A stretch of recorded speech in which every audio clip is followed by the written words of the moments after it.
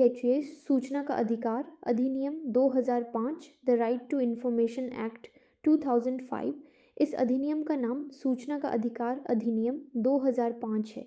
अधिनियम का विस्तार संपूर्ण भारत पर है।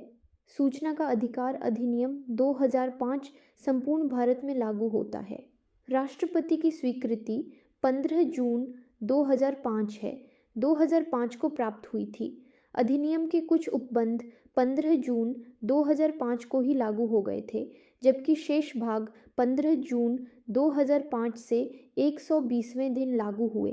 प्रत्येक लोक प्राधिकारी के कार्यकरण में पारदर्शिता और उत्तरदायित्व के संवर्धन के लिए यह अधिनियम लागू किया गया है।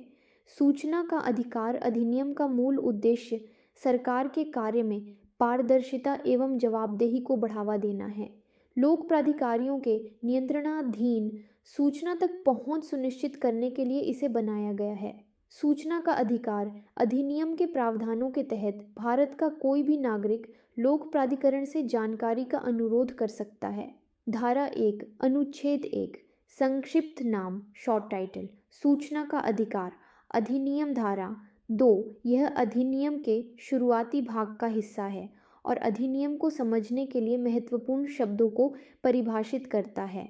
धारा 3 आर्टिकल 3 मुख्य प्रावधान। यह अधिनियम नागरिकों को सार्वजनिक प्राधिकरणों से जानकारी मांगने का अधिकार देता है।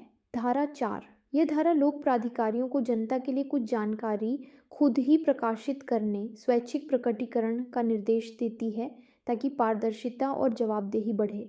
इसके मुख्य उपखंड सबसेक्शंस इस प्रकार हैं: संगठन, कार्य और कर्तव्य, अधिकारियों और कर्मचारियों की शक्तियां और कर्तव्य, निर्णय लेने की प्रक्रिया। धारा 5 जन सूचना अधिकारियों और सहायक जन सूचना अधिकारियों की नियुक्ति। धारा 6 सेक्शन 6 के मुख्य बिंदु। आवेदन का तरीका: लिखित में या इलेक्ट्रॉनिक माध्यम से आवेदन करें। भाषा: अंग्रेजी, हिंदी या आवेदन वाले क्षेत्र की राजभाषा। Official language. शुल्क: निर्धारित शुल्क का भुगतान करें। कोई कारण आवश्यक नहीं। आपको जानकारी मांगने का कोई विशेष कारण रीज़न नहीं बताना होगा। आपको यह भी नहीं दिखाना होगा कि आपका उस मामले में कोई सीधा हित है। सहायता का अधिकार: यदि कोई व्यक्ति मौखिक रूप से आवेदन कर रहा है तो जन सूचना अधिकारी उसे लिखित रूप देने में मदद करेगा। धारा 7 सेक्शन 7 का सार। हिंदी: यह धारा बताती है कि लोक प्राधिकारी पब्लिक अथॉरिटी को सूचना के अनुरोध पर कैसे प्रतिक्रिया देनी है, जिसमें मुख्य बातें शामिल हैं: समय सीमा टाइम लिमिट, सामान्यतः 30 दिनों के भीतर सूचना देना। जीवन या स्वतंत्रता से जुड़े मामलों में 48 घंटों के भीतर। शुल्क फी: आवेदन शुल्क फी की राशि उचित होनी चाहिए और गरीबी रेखा से नीचे बीपीएल के लोगों के लिए कोई शुल्क नहीं। यदि समय सीमा का पालन नहीं होता तो सूचना मुफ्त देनी होगी। धारा 12 यह धारा केंद्रीय सूचना आयोग के गठन, संरचना और कार्यों से संबंधित है। धारा 14 यह धारा मुख्य सूचना आयुक्त और सूचना आयुक्तों को उनके पद से हटाने की प्रक्रिया और शर्तों को निर्धारित करती है।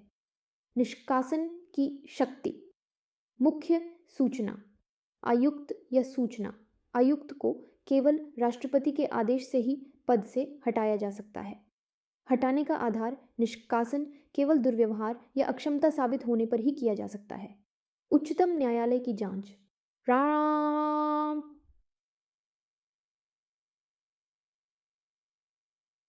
इस मामले को जांच के लिए उच्चतम न्यायालय सुप्रीम कोर्ट के पास भेजते हैं। यदि उच्चतम न्यायालय जांच के बाद रिपोर्ट करता है कि उन्हें हटा दिया जाना चाहिए, तभी राष्ट्रपति आदेश जारी करता है।